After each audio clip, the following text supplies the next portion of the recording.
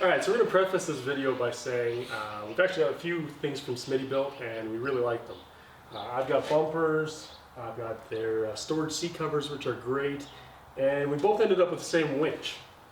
It is the Smittybilt XRC 8,000 pound winch, and it works great except for one thing. When it gets cold, you can't free spool it. Really stiff, especially if your feet are on ice. We're in Canada, definitely a lot of ice. You can't get that line to free spool out. So had a little look into this problem, found out it's the grease that is the problem. So what do you gotta do? Gotta take the whole thing apart and re-grease it.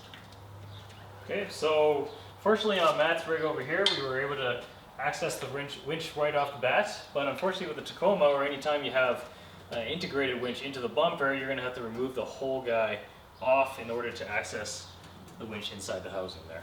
Okay.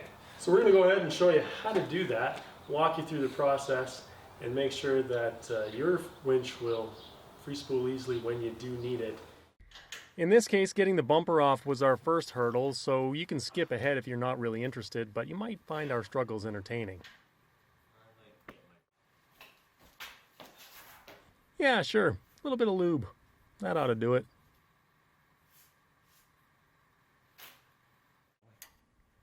Or not.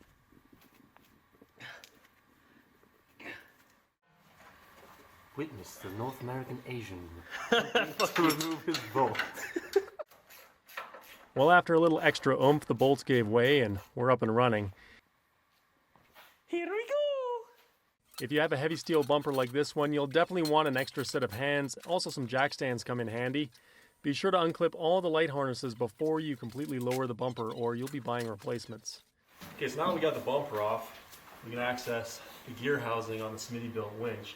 And it has a lot of these little hex key screws all the way around that have to come off, so you're going to need a small hex key for that one. This is also where your clutch is. So all your gears are within this housing here, and that's where all the problem is with all that thick grease.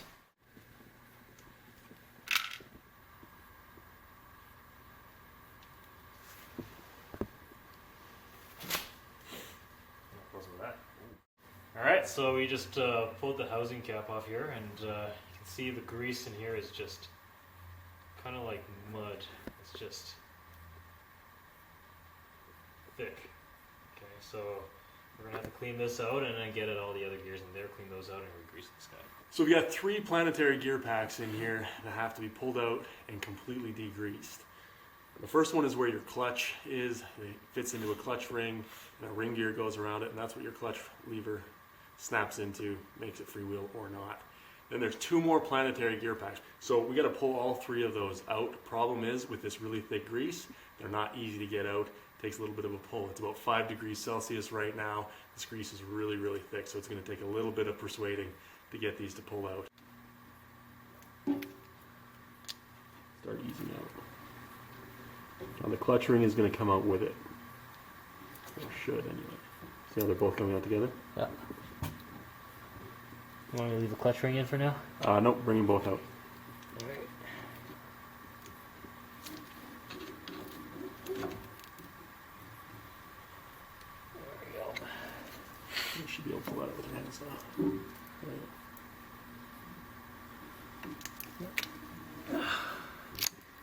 Alright.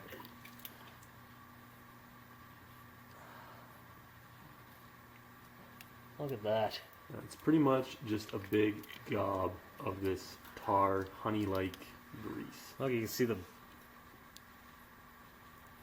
inside of that. Yeah, because all that grease is still in the housing and has to be cleaned out. This takes a good bit of time. Don't rush it. Get it all out of there, because it's not going to help you as soon as the temperature goes down.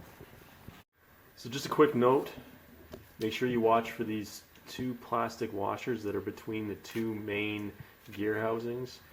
It'll be right on against the one that goes up against your spool.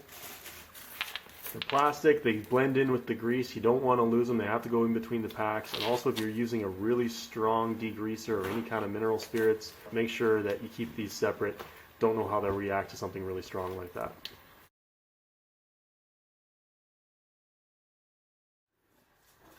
We found using hot water with degreaser really helped, and leaving the components to soak was a must.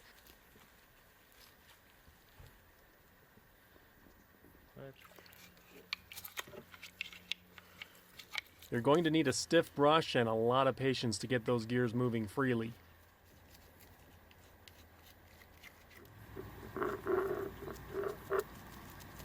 Clean. This one's still got a little bit of work to do. Find a good quality grease that has a low temperature rating. We're lucky in Canada there's no shortage of grease designed for snow machines, but if you're in a warmer climate and planning a trek north during the winter months, you might want to order some ahead of time. Much better to do this before you go. One of the challenges with these planetary gear packs is lining up all 3 gears within the housing. You're going to have that when you put the first pack into the actual winch right next to the spool. You can't see, so you do have to get those all to line up. A little bit easier when you're putting this one in, but it is a little bit of a challenge to get all 3 of these gears to line up with the housing.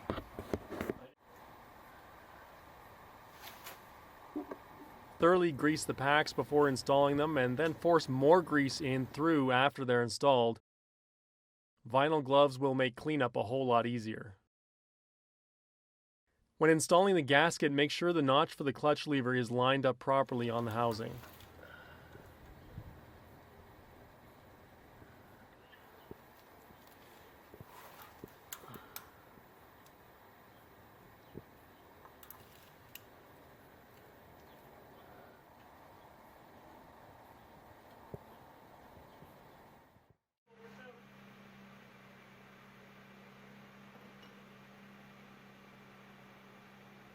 The whole process took us about 6 hours, but just look at that face. Totally worth it.